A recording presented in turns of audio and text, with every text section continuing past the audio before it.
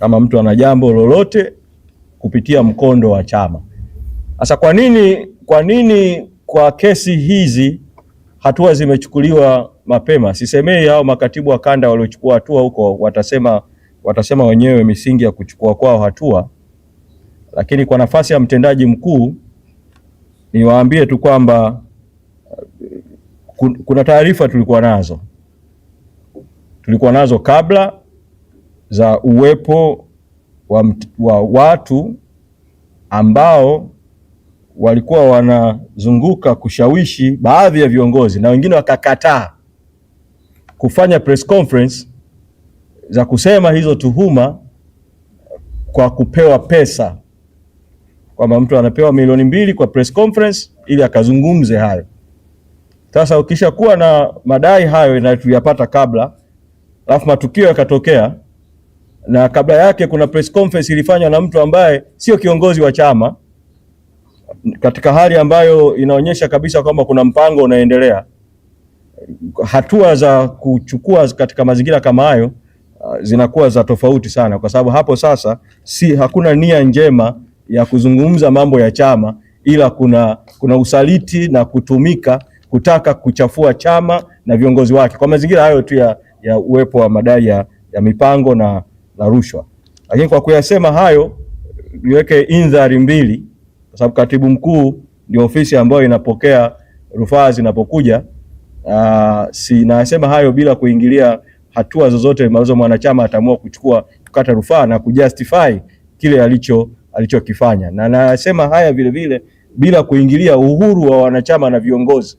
Kama mtu ana malalamiko dhidi ya yoyote kwenye jambo lolote, afuate utaratibu wa kikatiba na kikanuni kwa kuwasilisha malalamiko rasmi kwa maandishi na ushahidi na kwenda kupeleka hilo jambo kwenye vikao vya chama. Juu ya ndugu yangu wa jambo Joseph, kuhusu Joseph Mbilinyi na mikutano, umezungumza kwamba kwenye kanda nyingine viongozi wamepokelewa na wenye viti wa kanda, na lakini kanda ya Nyasa kupokelewa, na baadaye ukazungumza kwamba kuna mikutano mingine ambayo ilikuwa inaendelea Morogoro. Msemaji mwingine akawataja Lema na Boniface kwamba walikuwepo kwenye hiyo mikutano mingine, na akatoa maelezo ambayo nimeyasikia. Ni vizuri wanahabari mkafahamu, kuna mambo hatuyasemi kwenye vyombo vya habari, lakini lazimika kusema kwa sababu yameulizwa. Tulipopanga operation ya katiba mpya Free Tundu Lissu na tukatangaza hapa ratiba ya operation, tulisema kwamba tunakwenda kufanya uzinduzi wa kitaifa Katoro, kanda ya Victoria, mkoa wa Geita, na baada ya uzinduzi wa kitaifa tukasema tutakwenda kanda kwa kanda. Kwa tulipopanga ratiba ya uzinduzi Katoro, zipo kanda ambazo zilishaanza mikutano kabla hata ya uzinduzi wa kitaifa operation. Tulipopanga ratiba ya Katoro, katibu mkuu nikatoa wito tu kwa kanda zote katika ile siku ya uzinduzi wa mikutano ya taifa ya Katoro Geita, kanda ya Victoria, kanda zote zisitishe mikutano maeneo mengine, na kadiri inavyowezekana wenye viti wote wa kanda na viongozi wengine kadiri ya uwezo watakaojaliwa wafike Katoro kwenye uzinduzi wa kitaifa. Wakati hili linaendelea, kati ya kanda ambazo zilikuwa zinaendelea na ziara ni kanda ya Nyasa, ambapo Joseph Mbilinyi ambaye ni mwenyekiti wa kanda pale alikuwa anaendelea na ziara katika mikoa mbalimbali. Wakasitisha ziara, wakajiunga kwenye uzinduzi.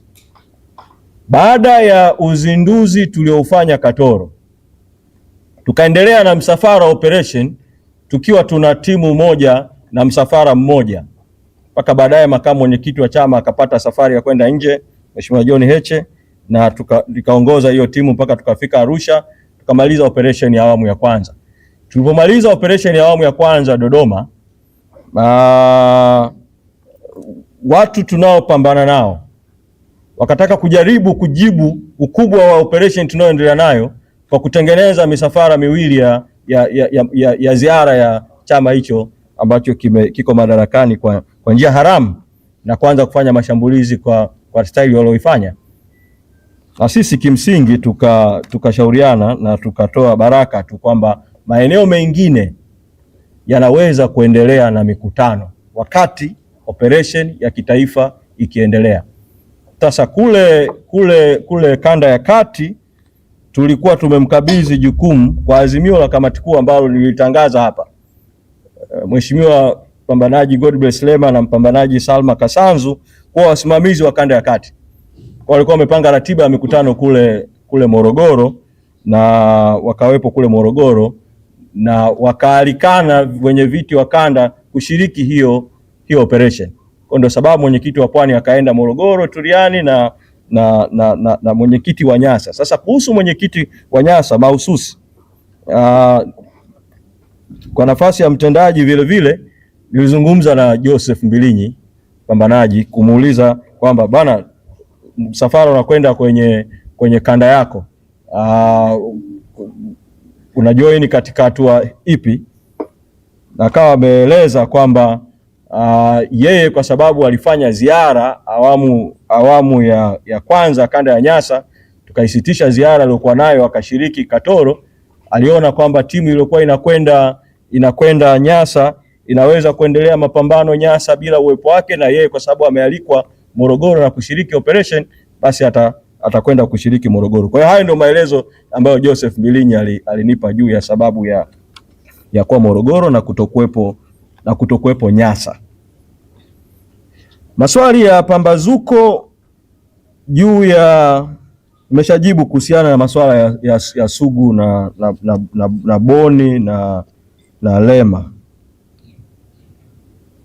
Nimeshajibu kuhusu hili la waliochukuliwa hatua, lakini umeuliza dimension moja kuhusiana na mwenyekiti Lissu wakati akiwa makamu mwenyekiti, kutoa tuhuma kuhusiana na ulichokiita madai ya ufisadi au fedha chafu ndani ya chama.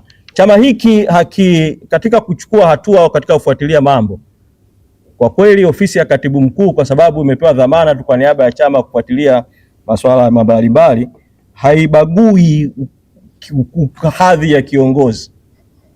Kwa hiyo mambo mengine hatusemi kwa sababu ni ya ndani. Mwenyekiti Lissu wakati akiwa makamu mwenyekiti, naye alitakiwa kutoa maelezo kwenye kamati kuu kuhusiana na jambo hilo, na sasa yaliyojiri ndani ya kamati kuu na nini kiliamuliwa kwenye kamati kuu si wakati wake kuyazungumza hapa, lakini nataka kuambia tu kwamba hatua kama hizi ambazo zinachukuliwa kwa wengine, sababu alikuwa ni kiongozi wa kitaifa, ofisi ya katibu mkuu ilifanya huo mchakato, na nalisema hili ifahamike kwa kiongozi yoyote wa ngazi yoyote, kama akifanya jambo lolote likaonekana kwamba linakwenda au linadaiwa kwenda kinyume na katiba au kanuni au maadili au itifaki ya chama, utaratibu wa kikatiba utafuatwa. Na sisi katiba yetu ina mikondo miwili ya kushughulikia mashauri mbalimbali, na kanuni zetu na miongozo mbalimbali. Ina mkondo wa nidhamu. Unaweza kuamua kutumia mkondo wa nidhamu kwamba hapa kuna tuhuma za utovu wa maadili au kiukwaji wa maadili, lakini vile kuna mkondo wa usuluhishi, upatanishi na katiba na kanuni. Katiba imetoa mamlaka ya kuundwa kwa mabaraza ya chama, na kanuni na miongozo imeweka baraza la wazee wa chama, na baraza la wazee la chama ndani yake kuna chombo kinachoitwa caucus ya wazee. Caucus ya wazee wachache ambao wanaonekana wanaweza kuingia kwenye caucus, ambao wanaweza wakawa washauri, wasuluhishi, wapatanishi yanapojitokeza baadhi ya mambo ambayo inaonekana kwamba hayana sababu ya kwenda kwa mkondo wa maadili au mkondo wa nidhamu, basi zinaanza hizo hatua za usuluhishi ambazo zinafanywa na baraza la wazee. Kwa hiyo nitumie fursa hii vile kutoa mwito kwa baraza la wazee nchi nzima, sababu mwongozo tulishausisitiza kuanzia mwaka 2025 kuhakikisha ngazi zote za chama nchi nzima zina caucus za wazee, na caucus hizo zifanye kazi ya usuluhishi, zifanye kazi ya upatanishi, zifanye kazi ya ushauri, kwa sababu sio kila jambo linahitaji kwenda kwenye mkondo wa nidhamu, mkondo wa maadili. Maadili, nidhamu ni hatua ya mbele kama mambo hayahitaji hayahitaji kwenda kwenye hatua hiyo kwa haraka. Lakini kama ni mambo yanahitaji kwenda kwa hatua hiyo kwa haraka, tegemea na jambo, basi ngazi na mamlaka husika za kichama zinafanya maamuzi kwa mujibu wa katiba, maadili na itifaki ya chama. Ndugu yangu, umesema juu ya maelekezo ya katibu mkuu kutokutekelezwa au maelekezo ya chama kutokutekelezwa. Sina taarifa ya uwepo wa maelekezo ya katibu mkuu ya kwamba yamesimamisha kiongozi eneo fulani afu maelekezo hayo yakaacha kutekelezwa. Sina hiyo taarifa. Kwa kama kuna maelekezo mahali fulani yametolewa na ngazi fulani alafu hayakutekelezwa, basi ni vyema ukaiuliza hiyo ngazi, kwa nini maelekezo yenu mliotoa hayajatekelezwa, na kama kuna mtu atakuwa hajaridhika na hatua ambazo zimechukuliwa na ngazi fulani, basi utaratibu wetu wa katiba yetu uko bayana juu ya namna ya kukata rufaa na ngazi za kukata rufaa. John, umeuliza kuhusiana na azimio la pili juu ya operation inaanza lini. Kamati kuu imekutana Kigoma tarehe 30 mwezi Juni. Kikao imefanya maamuzi. Kwa katiba ya chama, kamati kuu ikishafanya maamuzi kwamba operation itaendelea kupitia mikutano ya hadhara, makongamano, vikao vya ndani na njia nyingine, operation itaendelea kanda 3 zilizobaki na baadaye itaendelea mikoa mingine nchini. Wajibu wa kuandaa utekelezaji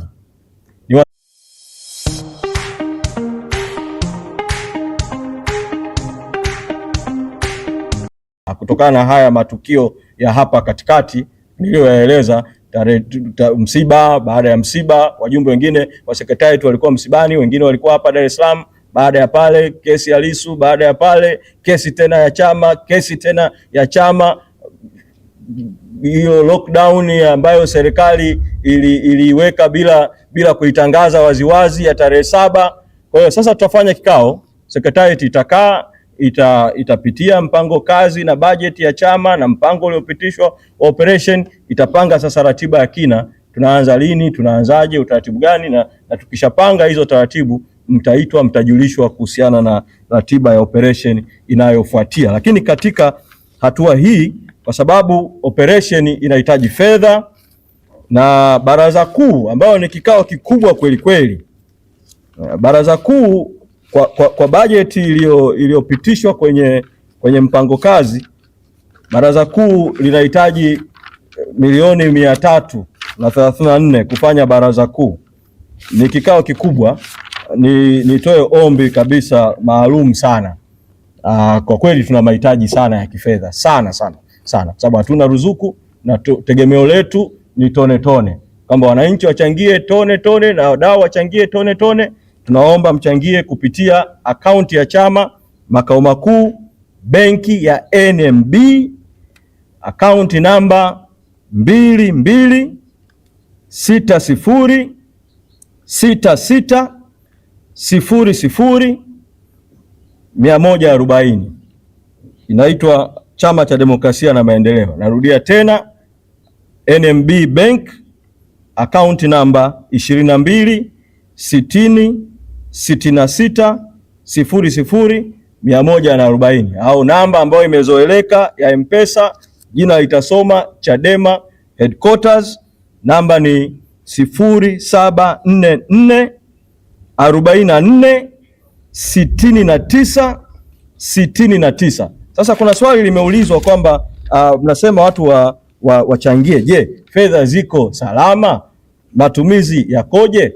Tulipoondolewa tu zuio haramu tarehe 15 mwezi Aprili, kauli niliyoitoa hapa makao makuu ya chama mbele yenu waandishi wa habari, niliwaambia kupitia kwenu Watanzania waichangie Chadema, na tukaweka utaratibu kwamba watu wachangie kwa mifumo hiyo, na tuliwaambia kwamba fedha zenu zitakuwa salama, na naomba niwahakikishie tu kwamba fedha zinazochangiwa za chama ziko salama na zinatumika kwa mujibu wa taratibu za kifedha, kwa maamuzi ya vikao, na taarifa za mapato na matumizi zinatolewa kwenye vikao vya chama.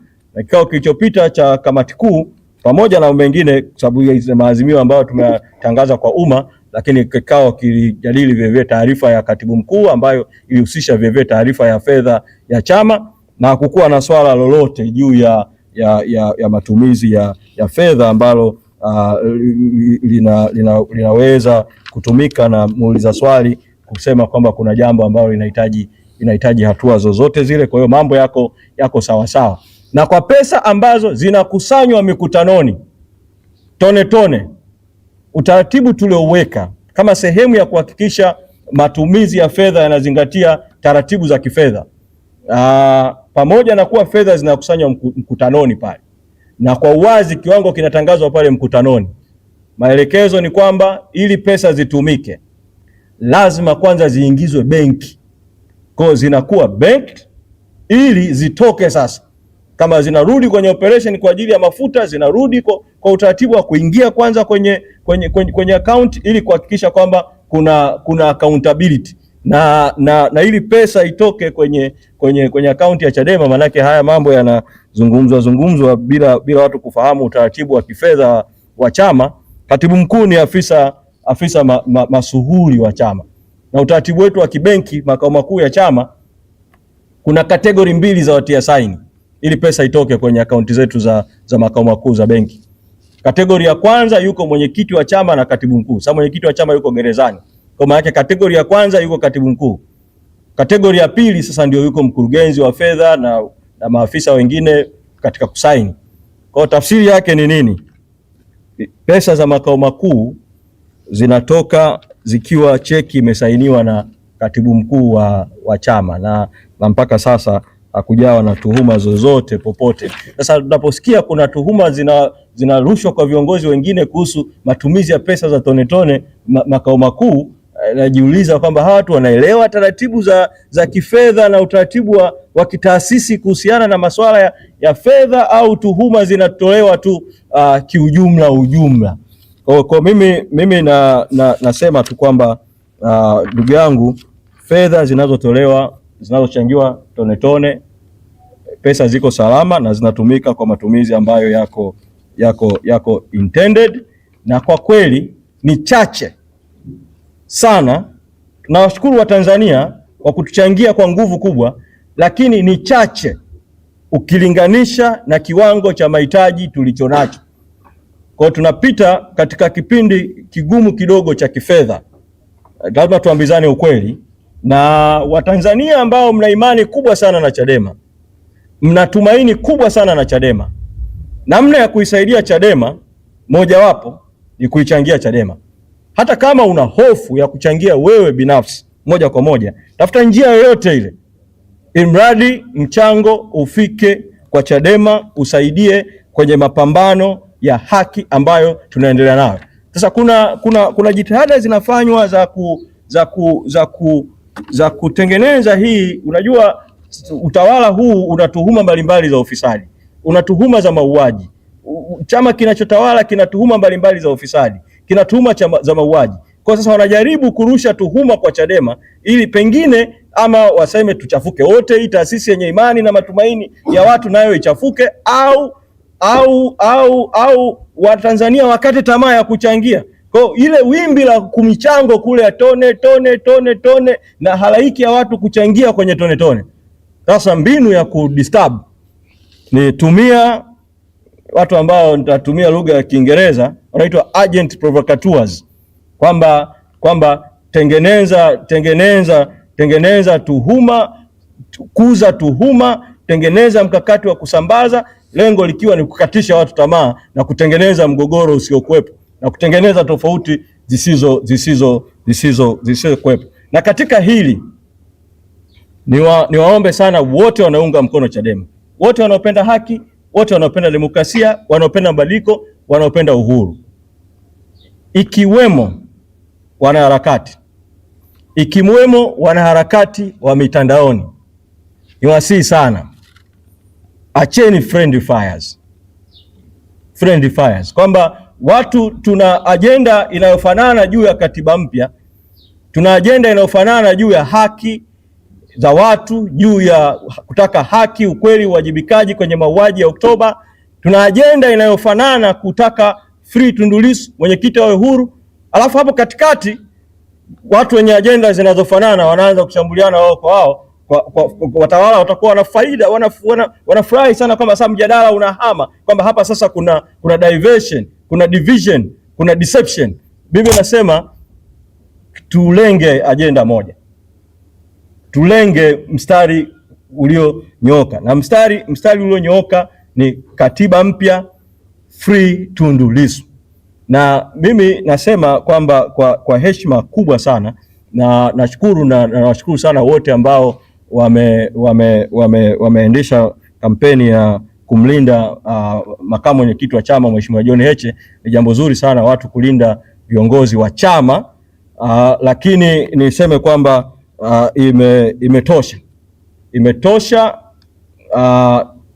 Tutatolewa kwenye mstari, mtaanza kujadili vyombo vya habari, mitandaoni, kila mtu tunajadili kuhusu madai ambayo hayana msingi. Hapo tunamlenga makamu mwenyekiti, afu tunaacha katiba mpya, tunaacha Tundu Lissu, tunakuwa diverted, tunakuwa diverged, tunakuwa divided.